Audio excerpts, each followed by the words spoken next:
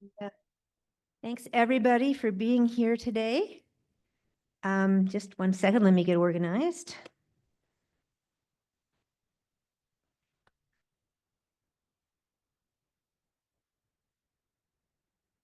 Oh, so uncovering our wisdom.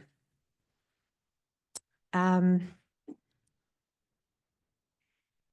when I think about wisdom, the person that I go back to as my guide of all the people I've read in Unity is Eric Butterworth. So I'd like to share a little bit of thoughts from Eric Butterworth with you this morning, starting with a story that he has in his book. Which one is it here? In the Flow of Life. This is the book I'll be referring to today. He tells the story about a young boy who toured through Europe with his parents. And then when he came back, he was in a Sunday school class one day, and the teacher said, so who can tell me what a saint is? And the little boy was thinking about all the saints he had seen on all the windows of all the churches that they had toured when they were in Europe. And so he said, oh, a saint is a person who has the light shine through. And that really is the essence of wisdom. We all have this incredible light of wisdom within us. And our major task is really to figure out what's getting in the way of letting the light shine through us. So that's really all I need to say. I do have a few more things I'd like to add, however. So did Eric Butterworth. Um, So wisdom is not something that's out there. It's not something that we beseech someone to give to us. It's something we have inherently inside of us. There's been a couple of people, many people through the ages have written amazing descriptions of what that wisdom really is. But I think the one that I really find most compelling is a poem by Robert Browning. I've never read any Robert Browning. I don't know anything about him at all, other than he's a famous poet that I've never read. But this is a poem that he wrote, and it's just so stunning. It says, truth is within ourselves. It takes no rise from outward things, whatever you may believe. There is an inmost center in us all, where truth abides in fullness. And to know rather consists in opening out a way whence the imprisoned splendor may escape, than in effecting any entry for a light supposed to be without. That imprisoned splendor is the wisdom that we all have inside us. How do we let that imprisoned splendor out? That is how we uncover the wisdom that we have within us. So, Eric goes on to use that same analogy. He says, you are a window of God through which the light may shine. And when you get yourself out of the way, you may experience the effusion of light flowing forth as wisdom and guidance and creativity. But oftentimes we instead think we have to struggle with this. And one of the main focal areas that we have in our lives for struggling is when we have to make a decision. So we have to think about, oh my goodness, I have this decision. How do I do this? But Butterworth says, actually, there's no need to ever make a decision. The only decision you have to make is the decision to begin. The decisions of what to do or which way to go should not be made. They should be discovered.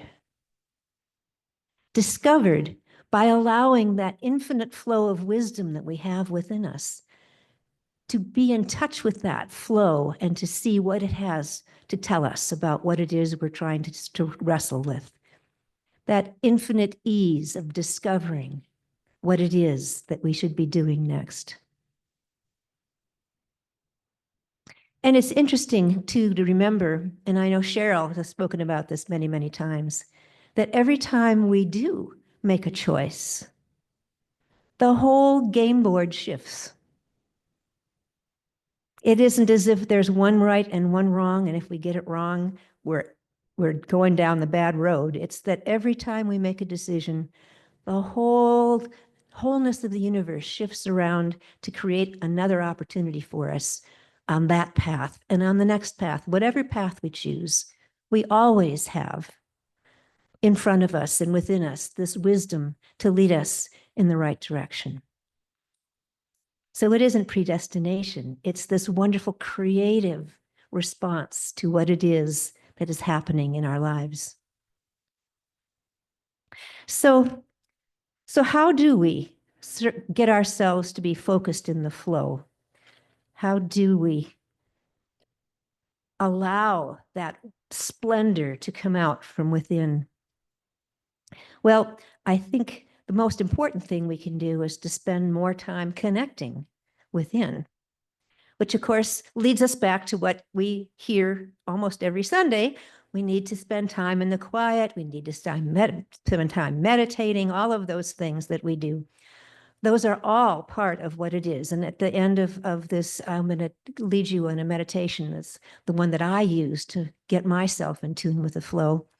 But I think there also are a couple of things that we oftentimes let ourselves get in the way of being able to see and uncover our wisdom. One of them is our rational mind. We think that we can use logic to find our wisdom. And again, logic is not the right part of ourselves to be tuning into. It isn't the mind logic that we are looking for. It is this transcendent guidance that comes from within. Eric Butterworth refers to it as thinking vertically, so that you are attuned to that flow that is coming within. The other thing that gets in the way is our ego, because our ego likes to resist whatever it is that is coming from our inner wisdom. So we also need to work on setting aside our ego and just being open to what that inner flow is telling us, and then being open to actually doing what that inner flow is telling us. That's the critical part. Yes. So how do we know when we have guidance that actually is from our inner self, that transcendent splendor within? Well, Linda Martella Whitsett says for her that she understands that she's made a wise decision, or she's living within that flow of wisdom when she's in a state of peace, harmony, and well-being within, and of checking inside and saying, yep, that's where I am. This is good.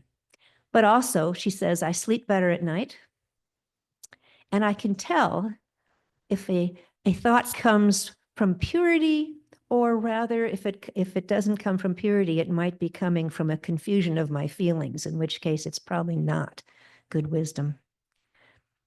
For myself, I have found that I tune into my inner wisdom first thing in the morning. First thing in the morning, when I'm in that state where I'm not quite awake yet, and my mind isn't in gear. It's just kind of becoming awake. And there's, depending upon what my day looks like, there's anywhere from 5 or 10 minutes to as much as 20 minutes or half an hour or so, where I'm just kind of in this floating state. And I don't try to think about anything, but things come to me. And this has been happening my whole entire life. And it's just, I always just kind of took it for granted until I started just reading Unity stuff and realized, oh my gosh, that's my inner splendor coming out. But I had it happen to me when I was a teenager. I was taking driver's ed, and my driver's ed teacher had this challenge that he had all of his students. He gave it to all of us to see if we could solve it. It was a cul-de-sac. And he said, okay, if you pull into this cul-de-sac, see if you can make the whole entire turn without having to stop and back up. So we'd all go in and he'd all say, no, no, no, you got to go a little further. So we'd go a little further. We'd all try. We all would fail. He had an ice cream cone for the person who would do it. So I thought, okay, I'm going to figure this out. But I didn't. I went to sleep at one night and I had a dream. And I thought in my dream, oh, geometry. Da-da, da-da, da-da, yeah. So I went back and I tried it and it worked. He tried to talk me out of it, but I wouldn't let him because he wanted us to go in further. But the trick is you don't go in very far. You just go in a little bit and then you have a whole lot more turning rate. Anyway, I won my ice cream cone. But that was the first time I really was aware of the fact that, oh my gosh, wisdom comes in different ways.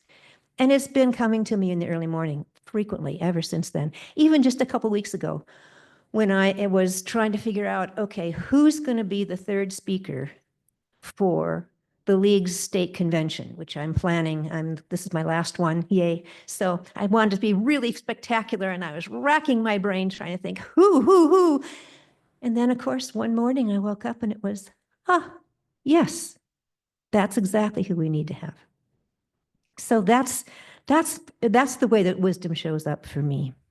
And I am just so grateful that I know what it is now, and I can allow myself to just trust what comes in that early morning period.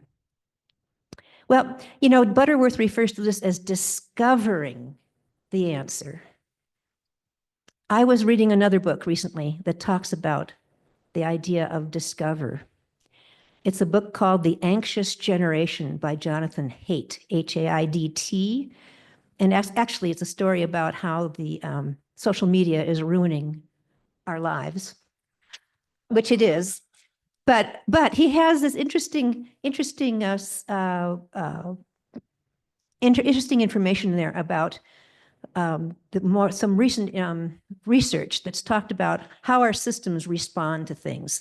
And there are two different systems that we have that respond, that we're either in one or the other most of the time. One of them is called the Behavioral Activation System, BAS, otherwise known as what he calls the Discover mode. And this is where we are, for the most part, perceiving that the environment that we're in is safe. And therefore, we are eager for new experiences. We see opportunities all around us, and we are filled with positive emotions and excitement. That's the BAS, otherwise called Discover mode. The other mode is the Behavioral Inhibition System, in which we perceive the environment is unsafe. We get stress hormones that kick up, we get defensive, we get anxious, and we see new situations, people, and ideas as potential threats. And that is called the defense mode. It sounds an awful lot like living in love and living in fear, doesn't it? But these are actual systems in our bodies that kick in. One of them, the discovery mode, the other, the defense mode. Well, I think right now, the world is kind of pushing us toward defense. I think I actually got pushed into defense when COVID hit, and I think I have been struggling to get out of it more of the time ever since then. And I can tell you that I've been losing that struggle a lot. I think I have been in defense mode a lot. One of the wonderful things about this community is that when we come here, we can all be in discovery mode. Because we do that for each other. We make it safe for each other to be here. We make it safe for each other to explore our spirituality. That is an incredibly wonderful gift that we give each other. And it's something that we should not take for granted. Because there's that other mode. There's the defense mode, which is so easy to fall into. But I'm pretty sure that we can't access our wisdom if we're in defense mode. I think it's probably not there for us if we're being fearful. It gets in the way of our inner splendor. for sure. Well, we need to be able to trust that we are safe. We need to be in tune with that inner flow that Eric Butterworth talks about, not just as the source of wisdom, but also as that source of knowing that we are safe, always at a spiritual level. And that's all very wonderful and good. But if you're like me, these troubling times we're in right now, times are a changing. I thank you. Thank you very much for singing that song for me. Thank you. It's easy to get scared. It's easy to have feelings about what's going on. And one of the feelings that I've been having that I didn't let myself really recognize is the feeling of grief. I have spent just about my entire life, one way or another, being a champion of democracy. And I am seeing it shredded by what's happening right now. And I've been trying very hard. In fact, I've been very successful at keeping myself in faith with the meditation I'll be sharing with you, understanding that there's reasons for all of this, et cetera, et cetera, et cetera. But it doesn't help with the grief to be there. I need to deal with that grief. And I'm happy to say that our book group, we took a whole session a couple weeks ago and just let ourselves deal with that grief because we need to do that. Well, I'd like to share with you a little bit more from that book that our book group is working, just finished actually. It's called The Amen Effect. And there's a story in here that I want to read real quickly that I think kind of captures an important lesson for us right now.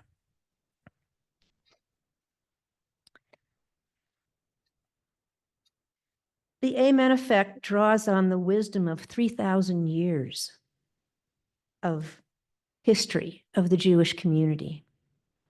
It is so deep and so rich. They have been through and seen all of this many, many times before and have these wonderful, wonderful wisdom ways of dealing with it. And I'm going to share some of those with you. But I wanted to just start out with a story. This is the story from the Hebrew tradition of Sodom and Gomorrah. Sodom and Gomorrah were abundant in natural resources, blooming oases in the middle of the desert. These lands were so rich with vegetation, it is said that bread from the earth in Sodom was grown with a dust of gold. But as often happens, the city's natural abundance fueled a spirit of scarcity among the inhabitants, who sought to safeguard their riches. Outsiders will only try to divest us of what is rightfully ours. Come, they plotted, let us eradicate foreigners from our land. And so they did. They forcibly deported foreigners and sealed off their borders. They'd share with no one. But it was not enough to criminalize outsiders, those who sought a better life in their midst. They also ruthlessly targeted their own poor. Already back then, their xenophobia was matched by their misogyny. They not only lied and cheated and stole from the most vulnerable, they took sadistic pleasure in violating and dehumanizing women. In Sodom and Gomorrah, the people's worst inclinations were propped up by a legal system, a high court comprised of habitual liars and perverters of justice. Lawmakers passed zero-tolerance policies that meted out torture to anyone who exhibited the slightest compassion for a struggling neighbor. In Sodom, it was decreed, whoever hands a piece of bread to a pauper or stranger shall be burned at the stake. Abraham's nephew Lot lived in one of those terrible cities. He was an unremarkable fellow. On the one hand, he didn't share the depravity of his neighbors, but he seemed to have no problem living in their midst. And like so many living in unjust societies, he kept his head down and his mouth shut in the face of their ruthlessness, corruption, and violence. But Lot had a daughter named Plotit, who wasn't at all like her father. She saw every person as an image of the divine. So when she once came across a poor person starving on the street, naturally her soul ached. She knew well the danger of compassion in her society, but she also understood that she had to do something to help. She quietly conceived of a way to sneak food to the poor man each day when she went out to draw water, taking great care not to be noticed. Over time, the people of Sodom, who took pleasure in watching the poor man suffer, grew suspicious. Surely he should have died from hunger already. How was he even still alive? They realized someone must be helping him, a traitor who had broken the covenant of cruelty that bound the citizens of Sodom one to another. Surveilling the man, they witnessed Plotit bringing him bread. Because feeding the poor was an act of criminality warranting the death penalty, the people of Sodom prepared to burn the girl to death. I wish I could say there was some heroic intercession, divine or human, to save this gentle soul. But the story goes on that Plotit was marched into the town square for a public execution, a warning to others who might be tempted to open their hearts to someone in need. Better to close the shutters than get involved in these uncomfortable matters. In her final moments before execution, Plotit wailed. It was a terrible, anguished cry that echoed across the land, a cry so piercing the Holy One could not ignore it. And according to this tradition, it was Plotit's cry that awakened God to the injustices being perpetuated in Sodom and Gomorrah and compelled God to take vast punitive action against those people. This is a warning shot through the ages. This is what happens when we fail to see the image of God in our neighbors, when we forget that we are each other's keepers.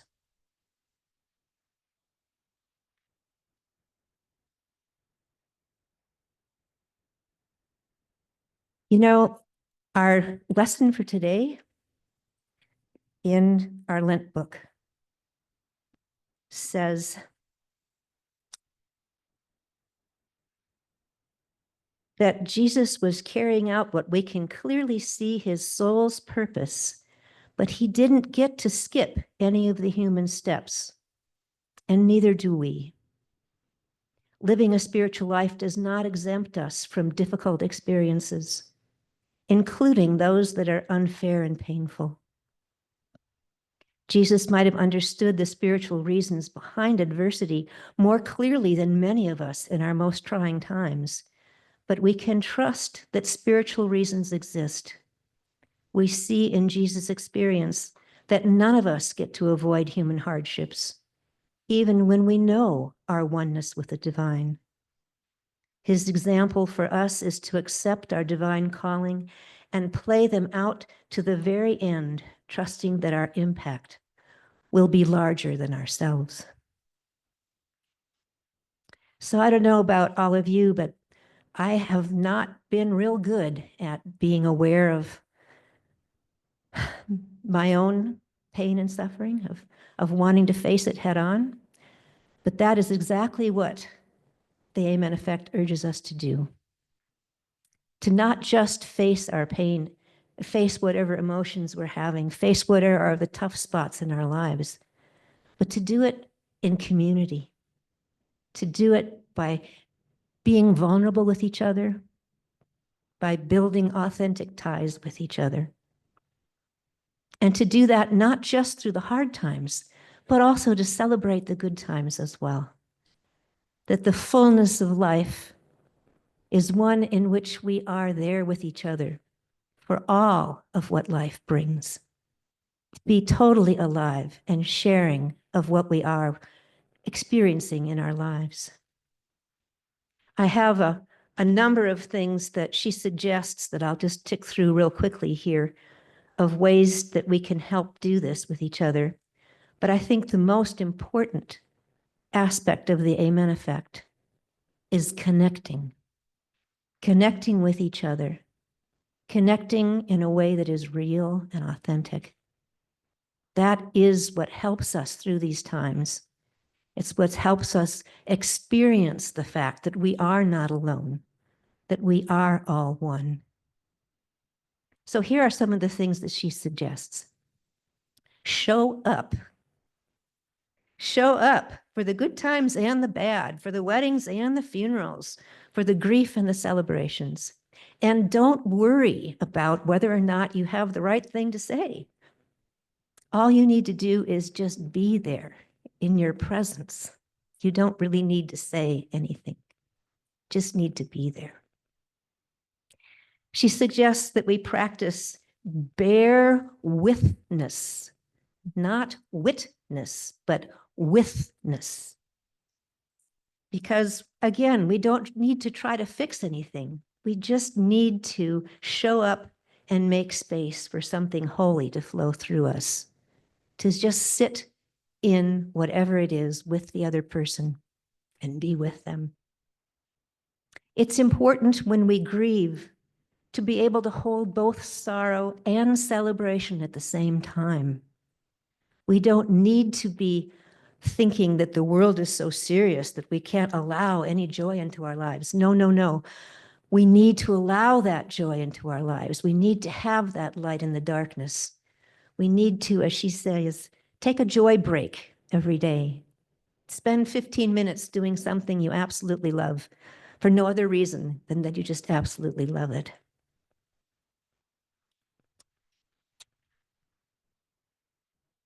For sure, what we should not be doing, we should not just grin and bear it. That is the road and the recipe for burnout. It's the road and the recipe for more isolation. We need to acknowledge what's happening to ourselves and seek help from each other to help connect ourselves again and to be a part of a community. She says we should see no strangers. Everyone is worthy of love. See no strangers. We are all in this together. Underneath it all, we are all one. So she suggests we meet our neighbors and figure out who they are and build some bonds with the people right around us. And beyond that, she encourages us to stay open to wonder and curiosity, to wonder and curiosity about people that we don't know, people even that we don't even want to know, that we try to stay with it and approach those people with wonder and curiosity. Or to put it back in the term we were talking earlier, to stay in our discovery mode when we're around people who we do not know and perhaps are purposely trying to get to know.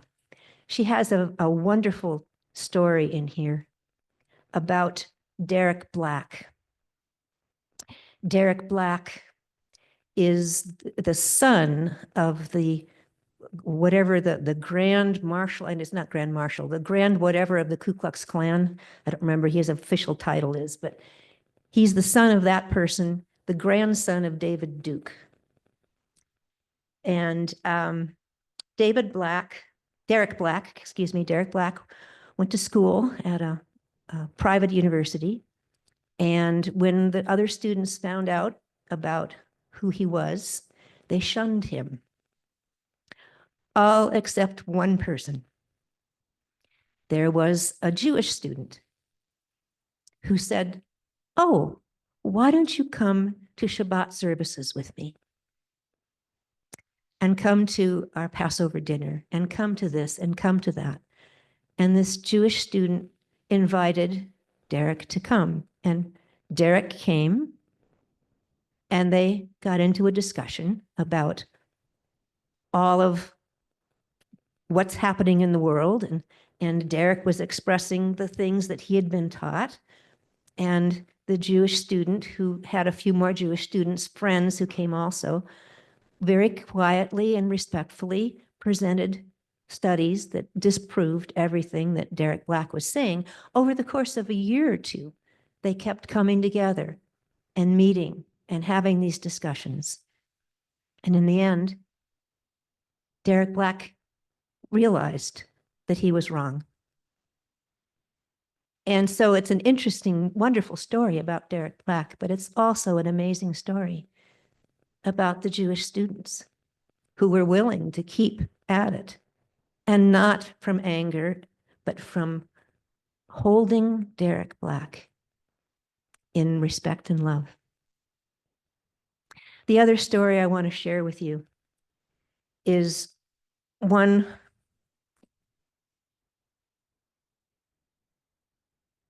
from a fellow who created a museum.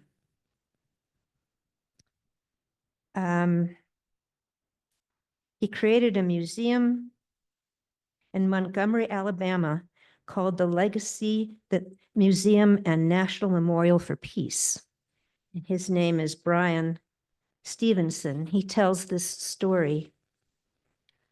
As his team was building the Legacy Museum, volunteers were sent across the American South to collect soil from lynching sites, places where Black men, women, and children were murdered in the Jim Crow South in the era of racial tension. He described sending one middle-aged Black woman to a remote site in West Alabama to collect soil. As she knelt on the ground to begin, a white man in a truck drove by, slowed down, and then stopped his truck and turned around. She was terrified when this man pulled over and approached her, asking her, what was she doing? With all of her courage, she replied, "This is where a Black man was lynched in 1937, and I'm going to honor his life." The man paused, and then, to her surprise, asked if he could help her. He knelt down by her side and picked up soil with his hands, carefully placing it in the jar. When she began to cry, he apologized for upsetting her. "No, no, no, no, you're blessing me." The two of them dug. Finally, he turned to her and said, "I am just so worried that it might have been my grandfather who participated in lynching this man." Now, they wept together. At the end of the day, they returned to Montgomery together to place the jar of soil in the museum exhibit where it stands today.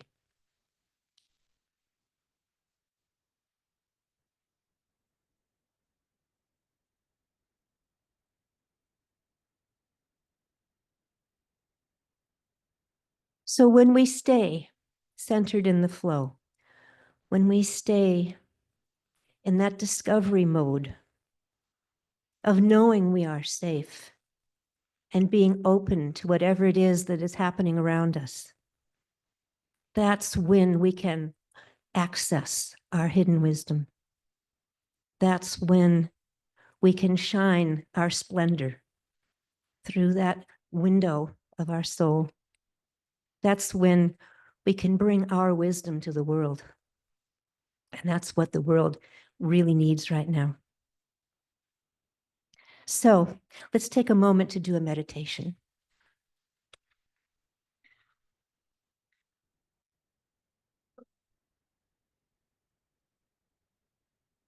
So just get settled, comfortable. Take a deep breath. Allow yourself to close your eyes if you're comfortable. And just for a moment, we'll turn within to that quiet place inside.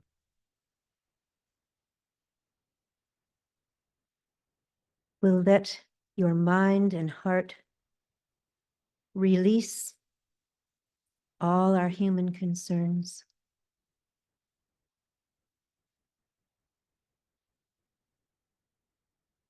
Just allow ourselves to be still.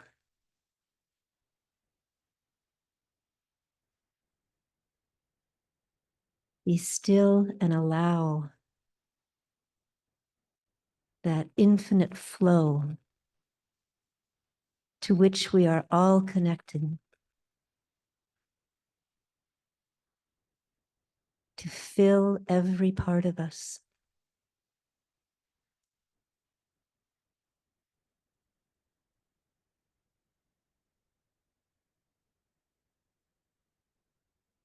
Let the earth and sea and air be still, and heaven itself.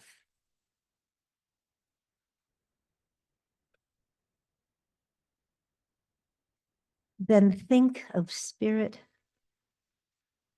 as a streaming, pouring, rushing, shining force coming into you, through you, and out from you in all directions.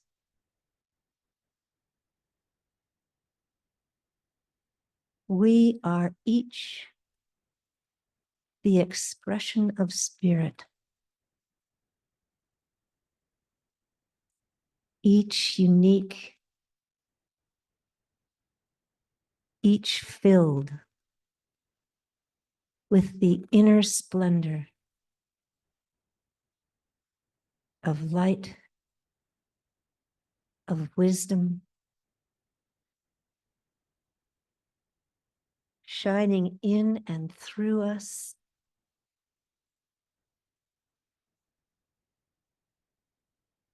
We are the living, breathing expression of spirit on earth.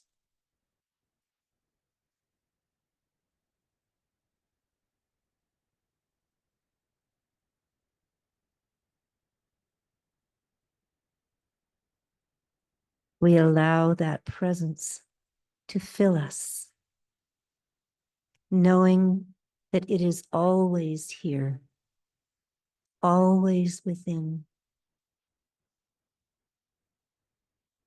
and that we are always able to be in tune and aligned with this gift of spirit, this gift of inner wisdom.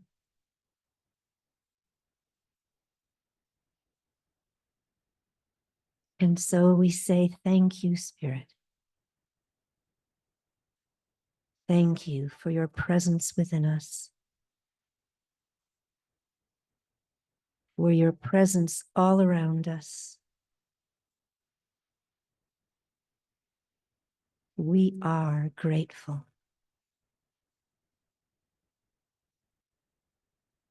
Amen.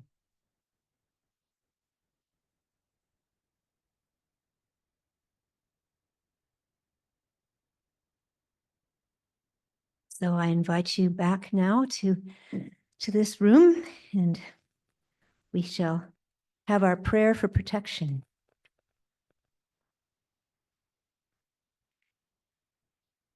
And we're ready. Okay.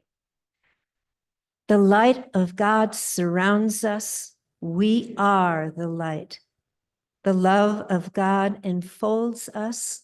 We are the love. The power of God protects us. We are the power. The presence of God watches over us. We are the presence.